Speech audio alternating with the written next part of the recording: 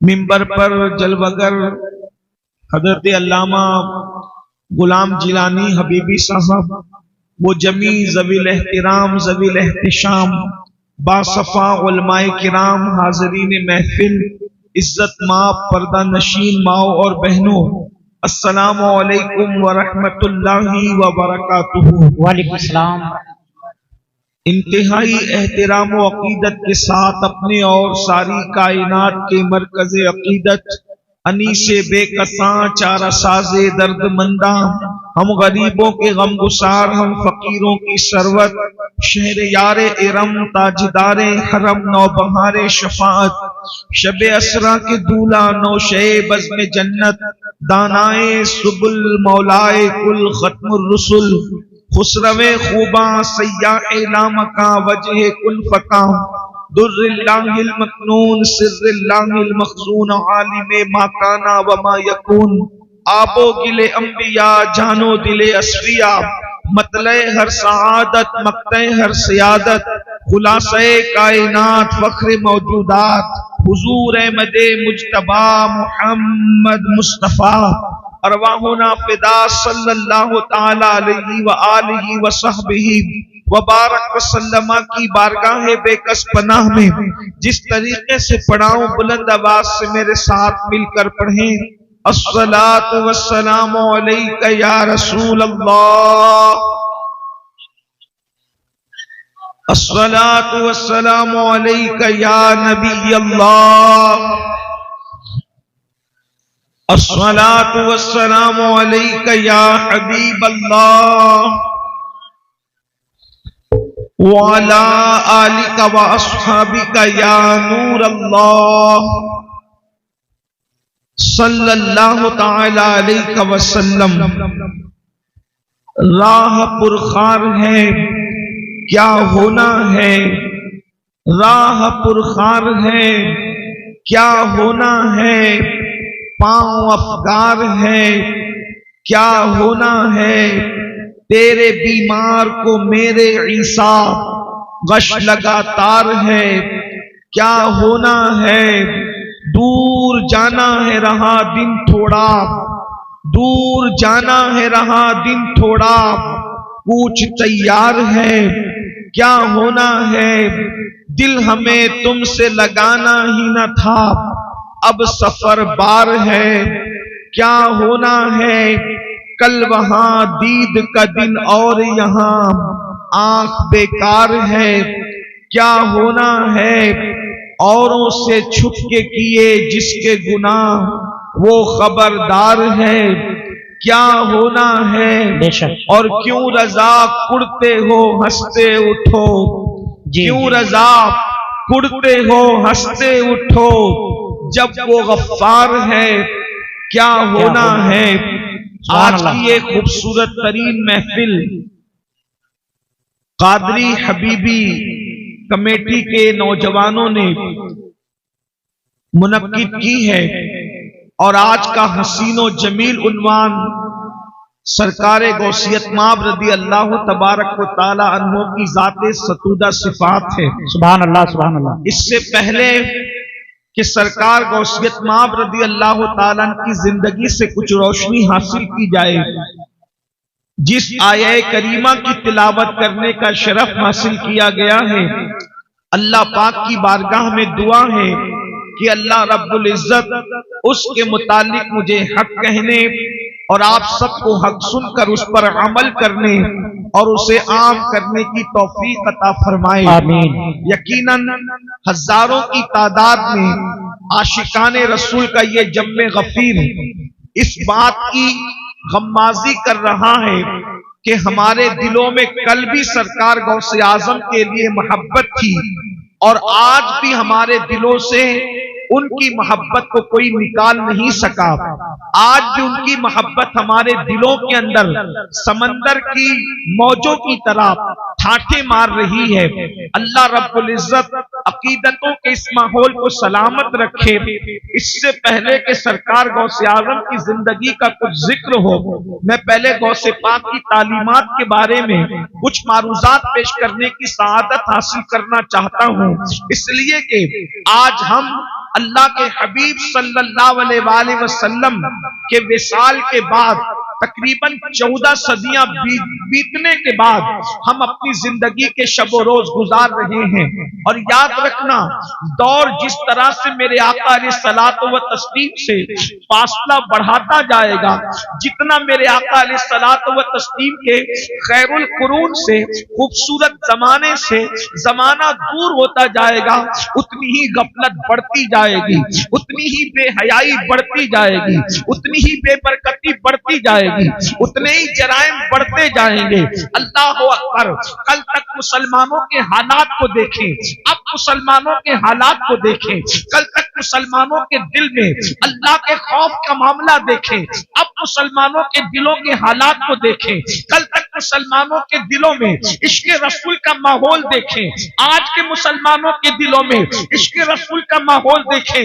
مسلمانوں یاد رکھنا، یہ ہزاروں کی بھیڑ دیکھ کر بہت خوش ہونے کی ضرورت نہیں ہے، شکر کیجئے. مگر یاد رکھیے ہندوستان کے اب بھی 50% مسلمان ایسے ہیں جنہیں صحیح طور پر 5 کلمے پڑھنے کا شعور نہیں ہے. یہ بہت غم کا موقع ہے، یہ بہت دکھ کا موقع ہے. یاد رکھنا 2-4 جلسے کر کے ہم اپنی مسلمانیت کا حق ادا نہیں کر سکتے. ہمیں بہت کام کرنا ہوگا، ہمیں بڑی محنت کرنی ہوگی، ہمیں دین کے حوالے سے بہت بیداری پیدا کرنی ہوگی. اس لیے آئیے میں نے جس آیہ کریمہ کی تلاوت کی ہے، غفلت میں ڈوبے ہوئے انسان، جرائم کے دلدل میں ڈوبے ہوئے انسان، دنیا کی موج مستیوں میں ڈوبے ہوئے انسان، میرا اللہ تجھ سے مخاطب ہو کر کے ارشاد فرماتا ہے. کتنا خوبصورت انداز ہے، اندازہ تو کریں. ارے مالک اللہ اکبر اپنے غلام سے جس لہجے میں چاہے بات کر سکتا ہے، لیکن آج یہ میرا اللہ اپنے بندوں سے کس انداز میں جو ہے وہ مخاطب ہوتا ہے. اندازہ تو فرمائے، میرے رب کا کلام ہے اور میرا اللہ اپنے محبوب کے ذریعے سے اپنے بندوں کو اپنا پیغام پہنچا رہا ہے. آپ اندازہ کریں ایک معمولی سا سیٹ اپنے مزدور کو اچھے لہجے میں بات کرنا اپنی توہین سمجھتا ہے، مگر یہاں کلام خدا بندی کا تیور دیکھیں، میرا رب اپنے بندوں سے کس طرح مخاطب ہے. ارشاد فرماتا ہے یا ایھا الذین آمنو، اے ایمان والو. اندازہ تو کریں ہم سے پہلے امت کو، ہم سے پہلے نہ موسیٰ علیہ السلام کی امت، نہ یوسف علیہ السلام کی قوم، نہ یعقوب علیہ السلام کی قوم، نہ ابراہیم علیہ السلام کی قوم، کسی امت کو اس لقب سے نہیں پکارا گیا.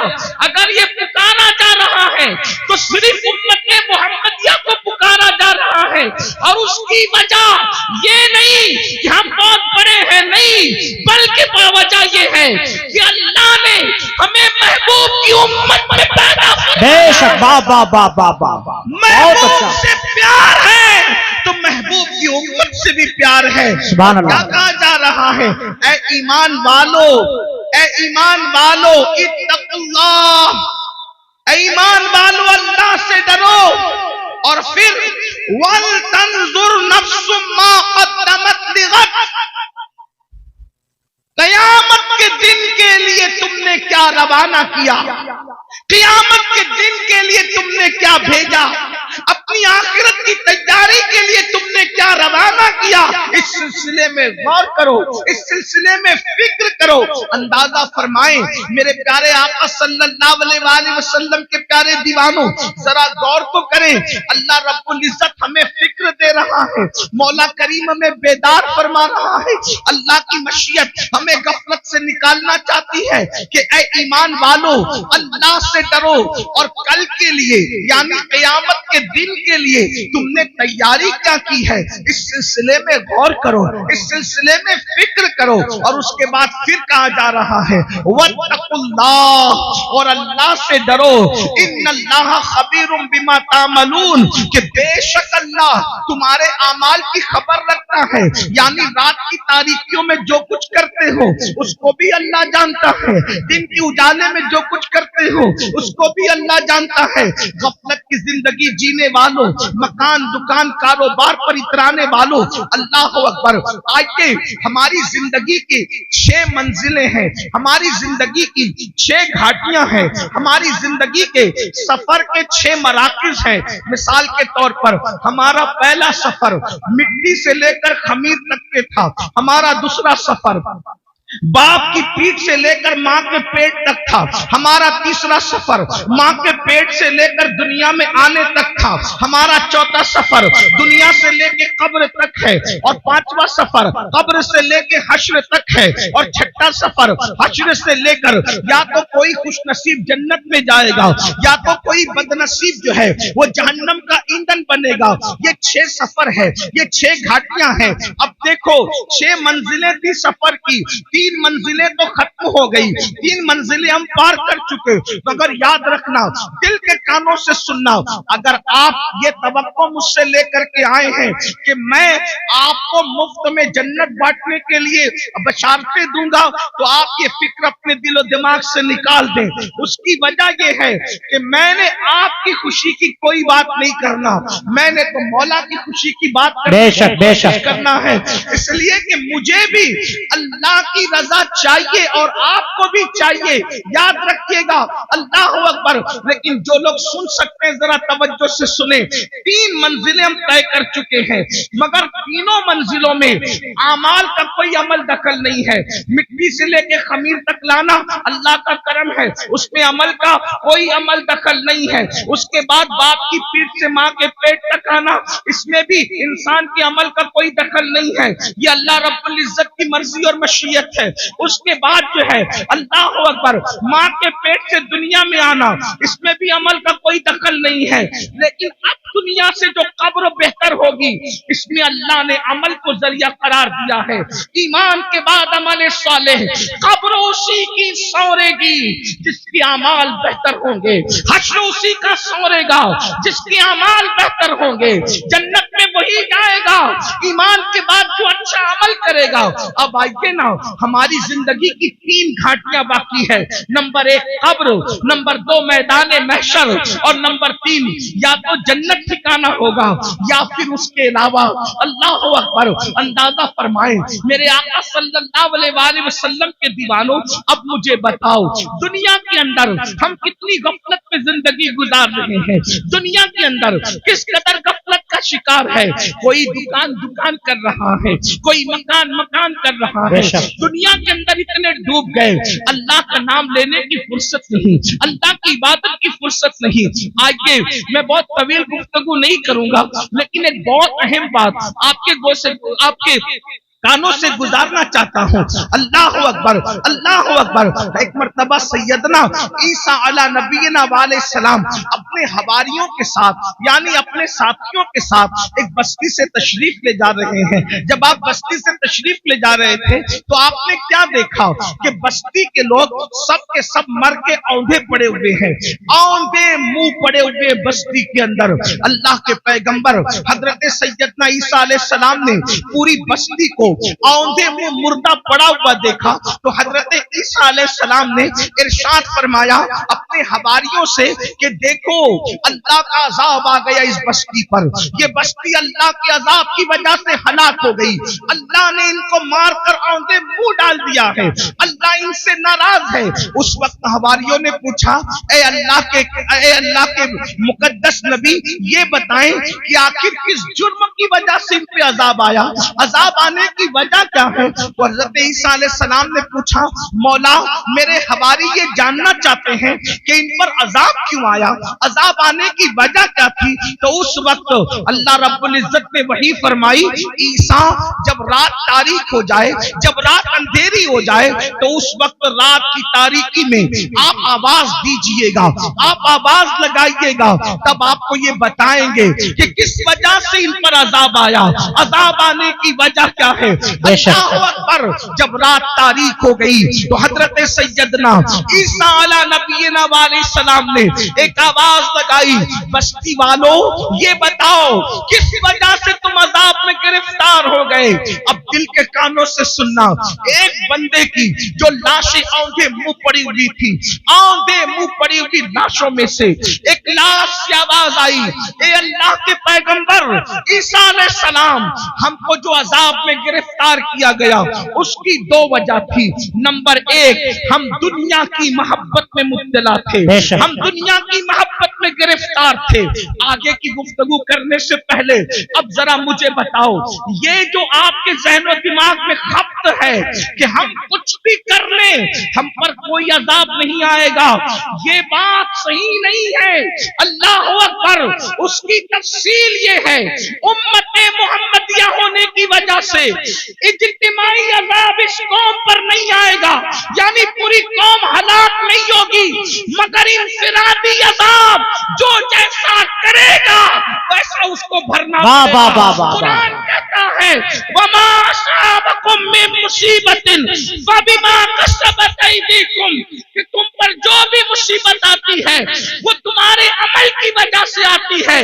बारहा सूफिया का ये कौल दोहराया जाता है, जो तुम्हें ठोकर लगती है वो तुम्हारे गुनाह की वजह से लगती है। अल्लाह अकबर, जो महफिल से रोशनी जाती है वो भी हमारे गुनाह की वजह से जाती है, जो हमारे चिराग बुझते हैं वो भी हमारे गुनाह की वजह से बुझते हैं। अल्लाह अकबर, आज मुझे बताओ कितने मुसलमान हैं जो सुकून की सांस ले रहे हैं? हर जगह तूफान है, हर जगह घर जहन्नम कदा बना हुआ है। कोई कहता है मौलाना बच्ची को रिश्ते अच्छे नहीं आते, बिस्तर पे करवटें बदल रहे हैं, बेटियों के लिए तड़प रहे हैं, सिस्कियां ले रहे हैं। मैं पूछना चाहता हूं मुसलमानों, मुझे बताओ बेटियों को अच्छे रिश्ते क्यों नहीं आते? ऐसा कि अल्लाह ने उनका जोड़ा पैदा नहीं किया, पैदा किया है। बहने माँ और आप भी सुन ले, जो अल्लाह दरख्त के पत्तों को बेजोड़ पैदा न करे, जो अल्लाह चूटियों को बगैर जोड़े के पैदा न करे, जो अल्लाह फूल और फलों को बेजोड़ पैदा न करे, जो अल्लाह सर के बालों को बेजोड़ पैदा न करे, जो अल्लाह सितारों की अंजुमन को बेजोड़ पैदा न करे, जो अल्लाह समुंदर के कतरों को बेजोड़ पैदा न करे, वो तुम्हारी बेटी और बेटे को बेजोड़ कैसे पैदा करेगा? लेकिन ये रिश्ते क्यों थमे हुए हैं? कहा किसी ने बांध दिया है। मैं कहता हूं याद रखना, मैटर कुछ भी हो, मेरी नजर तुम्हारी गुफ्तगू पर नहीं। हम तो मुस्तफा जाने रहमत के गुलाम हैं, हुजूर की बात पर तवज्जो करेंगे, अल्लाह की बात पर तवज्जो करेंगे। याद रखना, किसी ने बांधा हो ना बांधा हो, किसी ने रुकावट पैदा की हो या न की हो, कुरान कहता है वमा असाबकुम मिन मुसीबतिन फबिमा कसबत ऐदीकुम, कि तुम पर जो भी मुसीबत आती है अल्लाह अकबर तुम्हारे करतूत की वजह से। सैयदना फारूक आजम फरमाते हैं, जब तुम गुनाह करते हो तो कब्र अनवर में रसूलुल्लाह को रंजीदा करते हो। जो काम अपने नबी को कब्र अनवर में अज़ियत पहुंचाए, वो कौम बिस्तर पर सुकून की सांस कैसे ले सकती है? तुम खुदा के महबूब को बेकरार करते हो, फिर अल्लाह तुम्हें बेकरार करता। नींद की गोलियां खाकर भी तुम्हें चैन की नींद नहीं, इसलिए कि तुमने गुंबदे खजरा में खुदा के महबूब को बेचैन किया, हुजूर को बेकरार किया। अल्लाह अकबर, कौन सा गुनाह नहीं करते? आज कहते हो मैं बिस्तर पर तड़पता हूं, क्यों? हमारे करतूत और अपने अमाल का एहतिसाब करो। आज तो हर आदमी अपने आप को वली से कम समझने को तैयार नहीं जी। अगर अल्लाह का इनाम हो तो समझते कि हमारे अमाल की वजह से बंदे अपने अमाल की औकात और हैसियत क्या? जिस कौम को वुजू और गुस्ल का तरीका याद न हो, उसके अमाल की हैसियत क्या जी? ये तो अल्लाह का करम है, ये तो अल्लाह का एहसान है कि उसने तुम्हारे भी और हमारे भी ऐबों पे पर्दे डाल रखे हैं। बेशक सच्ची बात तो ईमान लगती अगर वो तुम्हारे और मेरे ऐबों पे पर्दे न डालता है। इन अल्लाह वालों की बात नहीं कर रहा हूं, तुम्हारी और मेरी कर रहा हूं। अगर वो आपके और मेरे ऐबों पे पर्दे न डालता तो ना आप यहां बैठने के काबिल होते, ना मैं यहां बैठने के।